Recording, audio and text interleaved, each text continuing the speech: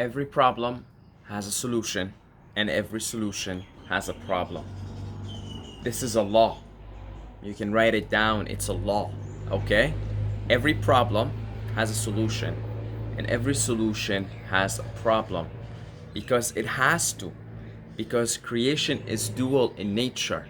So anything has a polar opposite.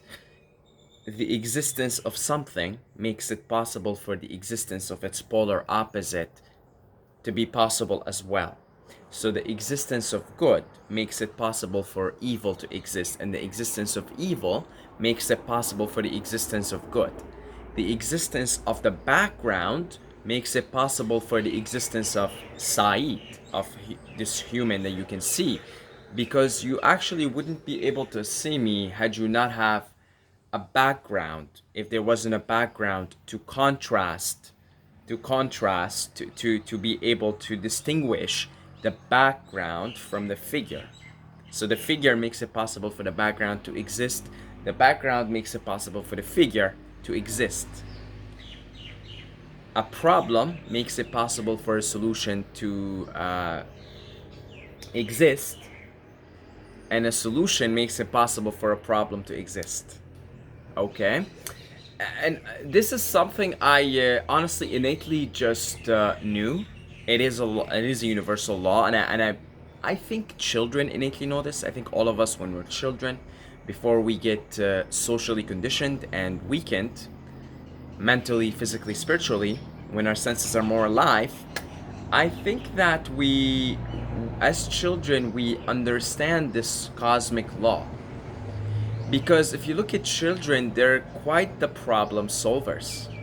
It doesn't seem like whenever there's a problem, like you give a child a puzzle and they'll sit there for hours trying to figure it out, and eventually they'll figure it out. And if they don't, like I remember if I had a puzzle that was really complicated, I would do it for days. I would sit down for hours and try to figure it out, and I'd get a little bit of it done, and then I'll come back the next day. I think children innately know this.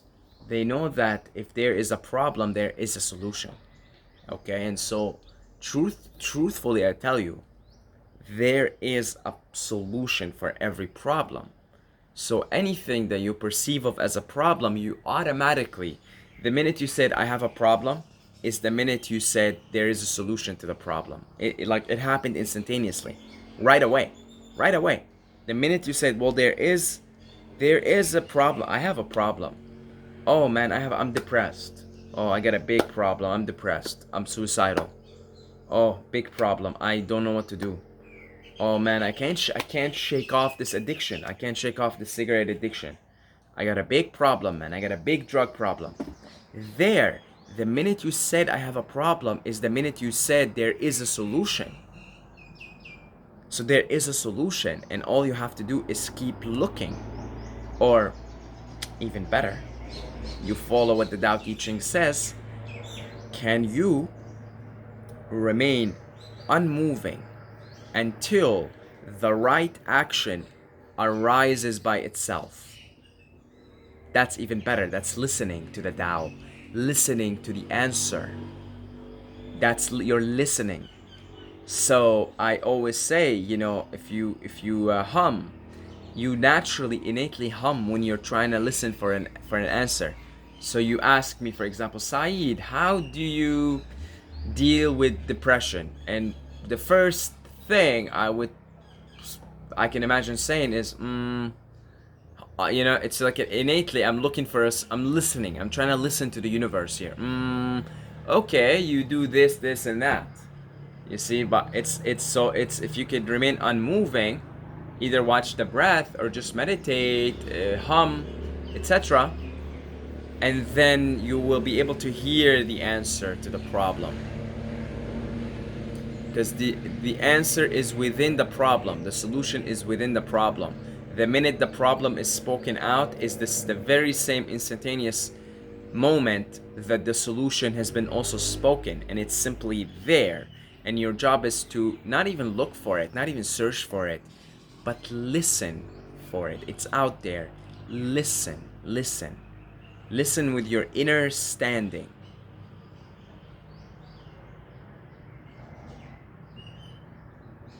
The only reason a problem exists is that so you can solve it actually. Because all of creation is a play anyway. A creation is much like playing with a puzzle. It's actually no different. A child trying to put back a puzzle is basically God. It's like a it's a it's a it's one of those funny signature moves by God. It shows you the nature of everything within its own creation. So actually that's no different than God just putting back this puzzle, putting back itself together. So it is a playful act at the end of the day, and the only reason we have problems is that we can solve them. You know, people love the hero story, right? I was abused as a child and I was beaten up by my uncles and my dad, and I was abandoned. And I went through this struggle and I was piss poor. I had 2 pennies in my pocket and then I overcame it. People love these stories because that, you know, there's an innate understanding that we are all dream characters playing out these storylines. And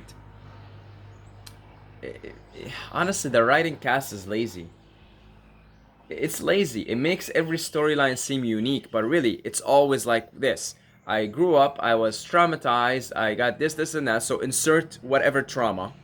I was sexually abused, or I was beaten up by my dad, or I was abandoned, or I was piss poor, or I was living with rats, or I was wearing diapers until, you know, until senior high school. And, you know, you insert the trauma, and it's kind of redundant actually. And then I overcame it eventually, and then I rose above, and then ooh, and then play some epic music in the background, and man, it's groovy. You know, it seems quite redundant actually. Writing cast, you guys are getting lazy. Eh? We need some new plot twists. You guys gotta watch Game of Thrones. Okay, surprise the early seasons of Game of Thrones, not the last shitty 3 seasons or so. You know, there was a lot of surprise in the writing. So, you know, the writing cast, I'm just saying, hey, you know, gotta be more original here. You know, come up with new plot lines. Surprise yourself, because it's all God, playing with God. And so, yeah, that's why all the problems exist, so that they can be solved. It's precisely that, so that there can be a game to play. So keep that in mind, you know, because I mean, we all got problems, right? I mean, you know, again, you know, maybe still wearing diapers up until now. I mean, that's a big problem, right? Must be embarrassing walking around and you're a teenager with diapers. I mean, that's got to be embarrassing. That's gotta cause you some distraught, right? You're probably like in the locker room in the gym class, and you're going into a cave to change, because you know you don't want to see anybody seeing you wear diapers, right? I mean, some people, you know, maybe a joke, but actually, you know, I'm sure some people are actually experiencing that problem. You may be stuttering. That's a problem. I had a friend in high school, and that was his problem, and I wonder if he's been able to overcome it. But it definitely can be overcome. You can listen to Paul Stamets, the mushroom guy, talk about how he overcame his stutter uh, using psilocybin mushrooms. That's pretty funny. So that story is there to inspire you and inspire others. The overcoming of the problem is that you can inspire other parts of you, smaller godly parts of you, to also overcome their problems. And then we're all happy, and it's a nice storyline, and you know, and hey, you know, happy ending. And it's, you know, we like movies, we like to watch movies with happy endings, we like to listen to stories of inspirational people, you know. And yeah, then you get to a point where you realize there's no problem to begin with. And now we're getting into the, you know, we're getting behind the veil, we're getting behind the illusion.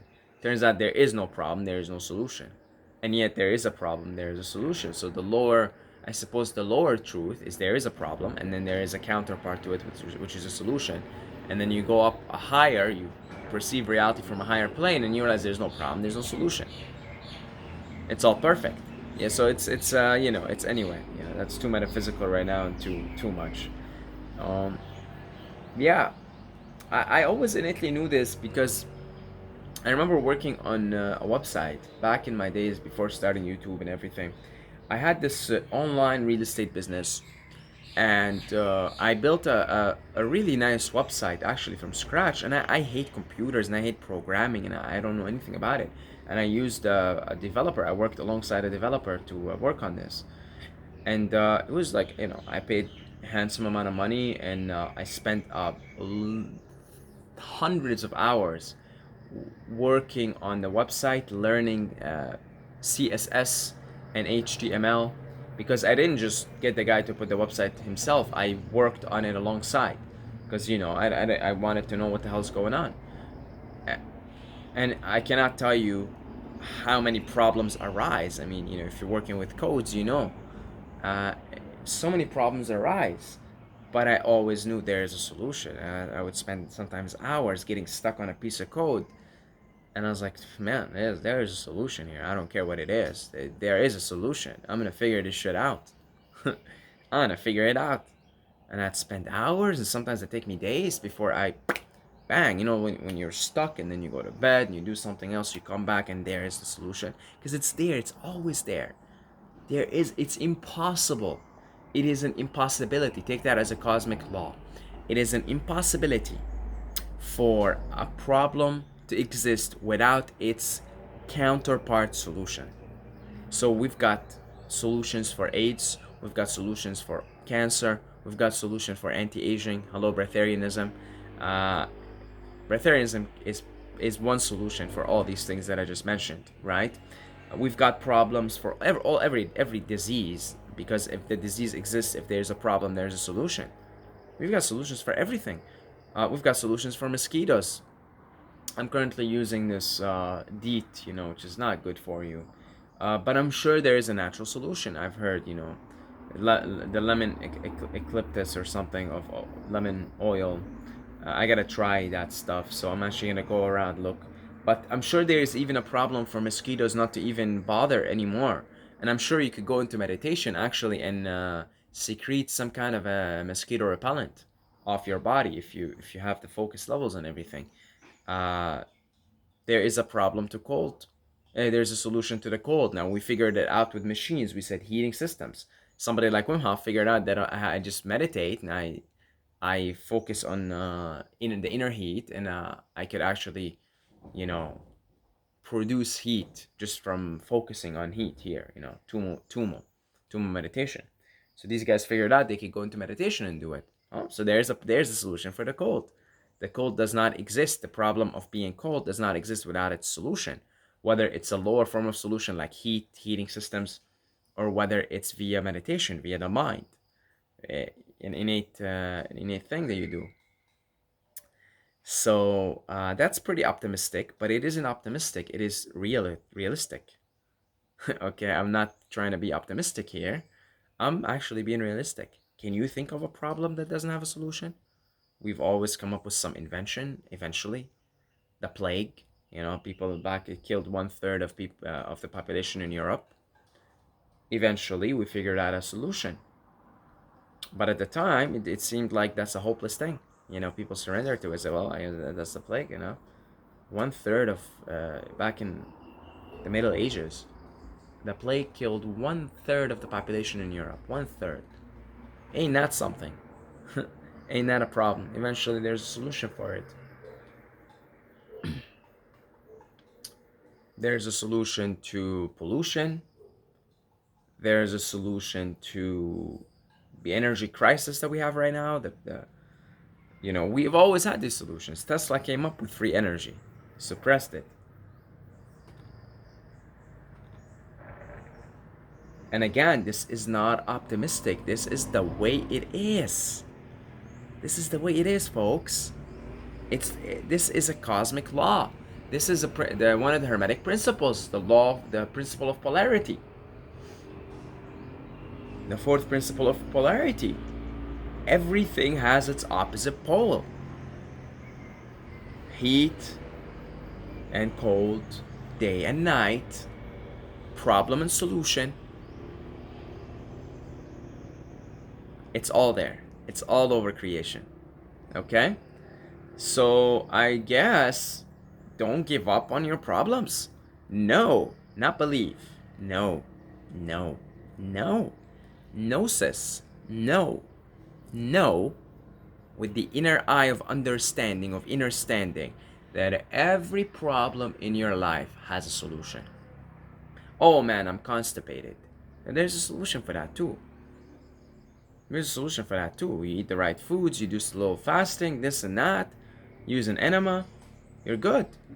I used to think that I'm doomed because, I just thought, I tried so many diets and stuff, and eventually you come to the higher truths and the higher solutions because there is a temporary solution. You can take a laxative right now, and it'll temporarily. So there's always relative solutions, lower solutions, higher solutions, lower truths, higher truths, suppressing symptoms, dealing with root cause. But fact of the matter remains is there is a solution for every problem. So don't give up. Don't give up. Simply listen to it. Listen to it. Listen to it. Thank you to all the Patreons for your continuous support. Mwah. I love you guys, and I love making these videos. I'm so grateful to be able to do this. So grateful that there are people supporting this channel, donating on a monthly basis, on a regular basis. Thank you so much. If you would like to donate, you get a couple of bucks a month to spare. The link for Patreon or one-time donations via PayPal is in the description. Instagram, Saeed Mobayed. And until next time, may the force be with you.